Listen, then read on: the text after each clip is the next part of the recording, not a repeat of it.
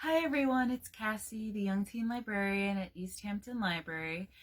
Tonight we are continuing with reading through Cheaper by the Dozen, and we are continuing with Chapter 8, Kissing Kin. The day the United States entered the First World War, Dad sent President Wilson a telegram which read, "Arriving Washington 7:03 p.m. train. If you don't know how to use me, I'll tell you how." Whether or not this heartening intelligence took some of the weight off Mr. Wilson's troubled shoulders, Dad never made entirely plain. But he was met at the train and taken over to the War Department. The next time we saw him, he was in uniform, assigned to motion study training in assembling and disassembling the Lewis machine gun and other automatic weapons. He had what probably was the most GI haircut in the entire armed forces, and when he walked into the parlor and shouted, "Attention!"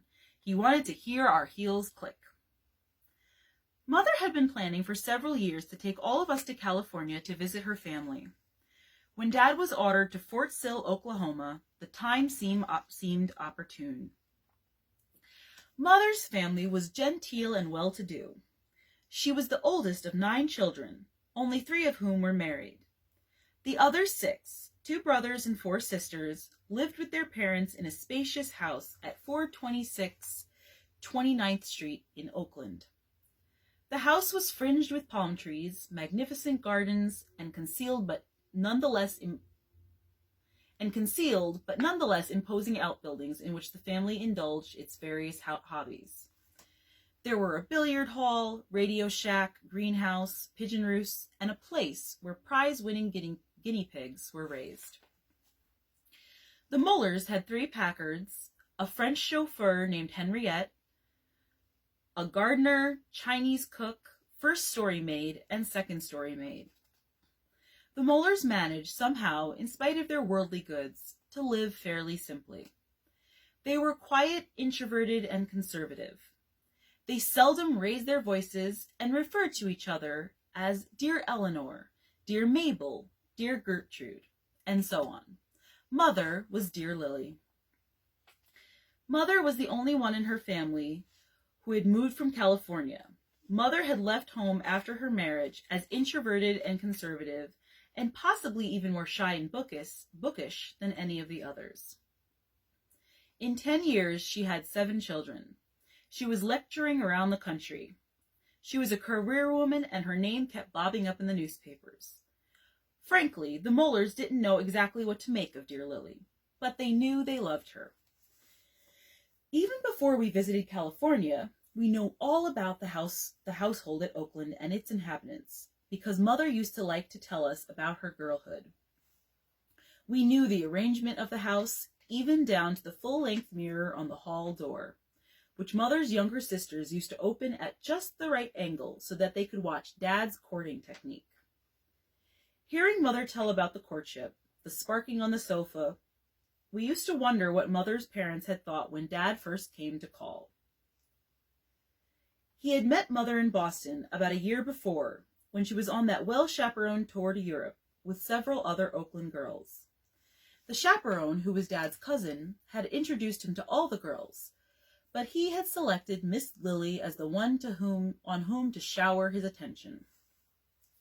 He took Mother for a ride in his first automobile, some early ancestor of foolish carriage. As Dad and Mother, dressed in dusters and wearing goggles, went scorching through the streets of Boston, bystanders tossed insults and ridicule in their direction. "Get a horse! Get a horse!" Dad started to shout back in answer, but thought better of it. He was already in love with Mother, and was anxious to make a good impression. Mother's shyness and ladylike demeanor had a quieting effect on him, and he was displaying his most genteel behavior. "Get a horse, 23 skidoo." It was almost more than Dad could bear, but he didn't answer. "Say, Noah, what are you going to do with that art?" That did it. Dad slowed the car and cocked his checkered cap belligerently over one eye. "Collecting animals like the good Lord told me," he screamed back. "All I need now is a jackass. Hop in." After that, Dad decided he might as well be himself, and his breezy personality and quick laugh made Mother forget her shyness and reserve. Soon she found herself laughing almost as loud and as long at his jokes as he. As was its custom, the automobile eventually broke down, and crowds of children gathered around. Mother stopped them from breathing down Dad's neck by taking them aside and telling them stories. When the car was fixed and they were on their way again, Dad asked her how she had managed to hold the children's attention. "I told them some stories from Alice in Wonderland," Mother said. "You see, I have 8 younger brothers and sisters, and I know what children like." "Alice in Wonderland," Dad exclaimed. "You mean kids really like that? They must be raising different kinds of kids than when I was a boy. I never could get into it myself." "Of course they like it. They love it," Mother said. "You really should read it. I think everybody should. It's a classic." "If you say so, Miss Lily," said Dad, who had already made up his mind she was going to be Mrs. Gilbreth. "I'll read it." Mother went on to Europe. After her return, Dad followed her out to the west coast. When he arrived at Oakland, he telephoned the Mullers' house. "Hello," he said. "Who do you think this is?" "Really, I have no idea." "Well, guess, can't you?" "No, I'm sorry, I have no idea." "Ah, you know who it is," said Dad, who now had read the book that Mother had said everyone should read. "It's the White Rabbit from Boston." "The who?" "The White Rabbit from Boston." "Oh, I see. I think you must want to talk with one of my daughters." "My God," said Dad, who didn't stop swearing until after he was married. "Who's this?" "This is Mrs. Moeller. To whom did you wish to speak?" "May I please speak with Miss Lily?" Dad asked meekly. "Who should I say is calling?" "You might say Mr. Rabbit, please," said Dad. "Mr. W. Rabbit, of Boston." A few days later, Dad was invited to Mother's house for tea, where he met her mother and father and most of her brothers and sisters. A workman was building a new fireplace in the living room, and as Dad was escorted through that room, he stopped to watch the man laying bricks. "Now there's an interesting job," Dad said in a conversational tone to the Mullers. "Laying brick. It looks easy to me. Dead easy. I don't see why these workmen claim that laying brick is skilled labor. I'll bet anyone could do it." "Right this way, Mr. Gilbreth," said Mother's father. "We're having tea on the porch." Dad wouldn't be hurried.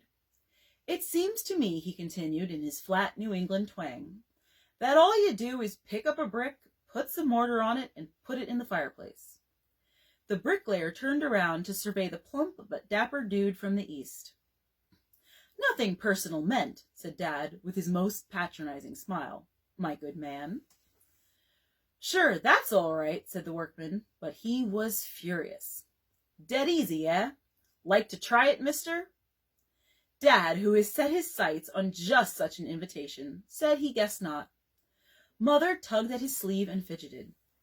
"The porch is right this way," her father repeated. "Here," the bricklayer said, handing Dad the trowel. "Try it." Dad grinned and took the trowel.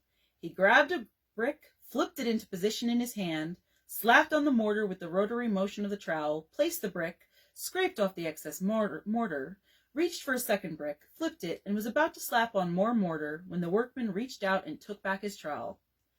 "That's enough, you old hod carrier," he shouted, cuffing Dad affectionately on the back. "Dude from the East you might be, but it's many a thousand brick you've laid in your life, and don't try to tell me different." Dad dusted off his hands gingerly with a spotless handkerchief.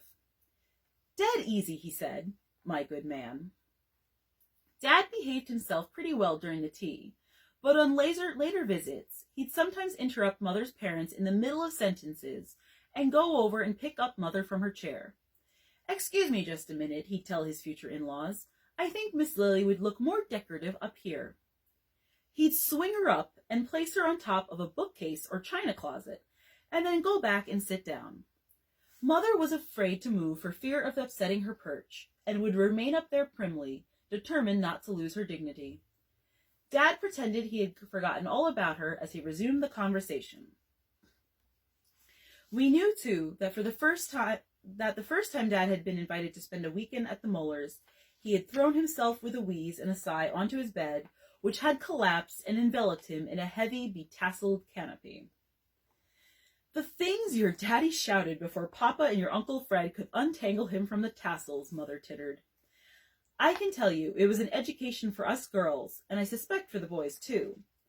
Thank goodness he stopped talking like that." "And what did your family really think of him?" we asked her. "Really?" "I never could understand it," Mother said, glancing over at Dad, who was at his smuggest. "But they thought he was simply wonderful. Mama said it was like a breath of fresh air when he walked into a room. And Papa said the business of laying bricks wasn't just showing off, but was your father's way of telling them that he had started out by making a living with his hands." "Is that what you were trying to tell them, Daddy?" we asked him. "Trying to tell them nothing," Dad shouted. "Anybody who knows anything about New England knows the Bunkers and the Gilbreths, or Galbraiths, descend through Governor Bradford right to the Mayflower. I wasn't trying to tell them anything." "What did you lay the brick for, then?" we insisted. "When some people walk into a parlor," Dad said, "they like to sit down at the piano and impress people by playing Bach. When I walk into a parlor, I like to lay brick. That's all."